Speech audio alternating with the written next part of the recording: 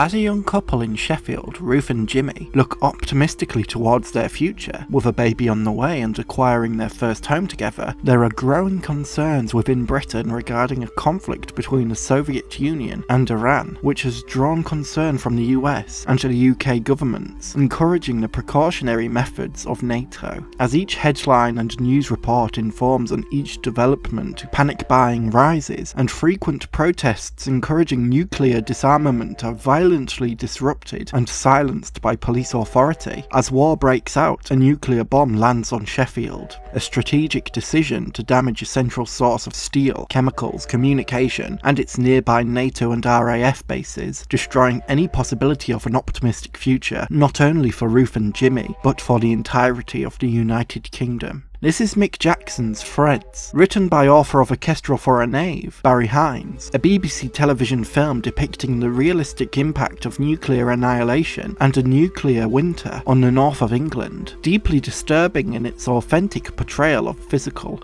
mental and societal collapse during fallout. Threads is a thoroughly researched drama, which is all the more haunting for its relatable characters Jimmy and Ruth as a young couple taking their next few steps into adulthood, as well as the way Threads reflects the nuclear anxieties of the Cold War, and how those anxieties of nuclear war are still present today, giving Threads a relevancy that serves as a damning message on the importance of nuclear disarmament. Ruth and Jimmy, the young Yorkshire couple who hold a significant part within Threads, are emphasised as a couple who look towards a bright future with their own home, their children, and living their lives as a happy family, a traditional yet understandable goal that many young people at the time may have aspired to. While the wants and needs of young people in the present day may have changed from such an emphasis on attaining family life, the mentality of aspiring for a brighter future is still present within many of us. In that regard, Ruth and Jimmy are relatable. Who doesn't want to live in some form of happily ever after? Jimmy and Ruth are young, somewhat naive, and even flawed. For example, Jimmy fools around with another woman he meets at the pub. They serve the role as the relatable everyday people who are about to have their world of hopes and dreams obliterated, exactly like our own would be if our towns or cities were the target of pure annihilation. The intention is to connect with these characters so that when we see them suffer, struggling to survive, that we empathise further and deeper with them. How would we react within their shoes?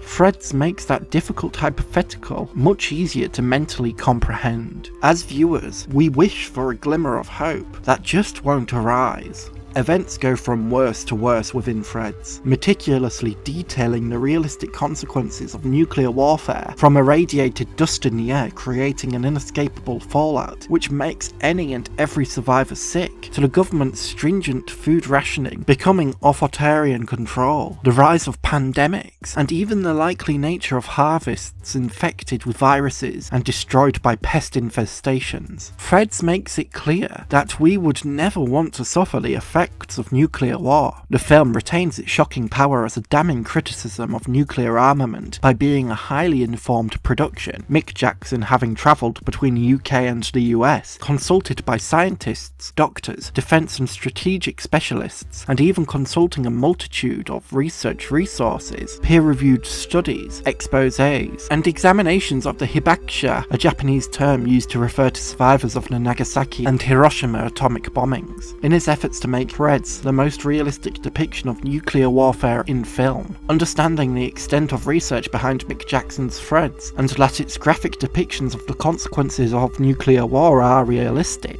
makes the film all the more terrifying. Threads was a reflection of the very real fears regarding nuclear armament during the nuclear arms race, and the possibility of fallout during the Cold War if the decision was made to use nuclear bombs, a fear captured in scenes of peaceful disarmament protests that disrupt into chaos due to police authority aiming to silence critics of government and military. However, the fears of nuclear war captured within Threads keeps the film relevant within the present day when considering current real-world examples of nuclear nuclear anxiety. The growing conflict in Ukraine as Russia continues its invasion has reignited nuclear concerns. The possibility that nuclear bombs may be used in the conflict, as well as the possible risk of irreparable damage at nuclear power plants such as Chernobyl and Zaporizhzhia, which the United Nations Secretary General Antonio Guterres has suggested that any attack to a nuclear plant is a suicidal thing. The anxieties around nuclear warfare have arisen once again, adding an unfortunate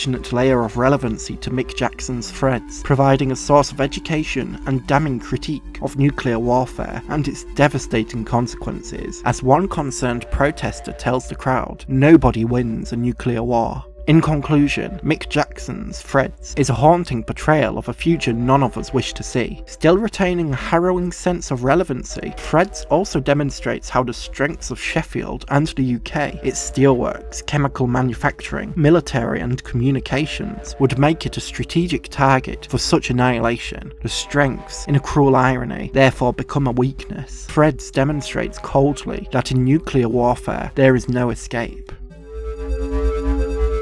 Special thank you to my super Patreon supporters, Gil, Konstantin Bombelli, and Victoria.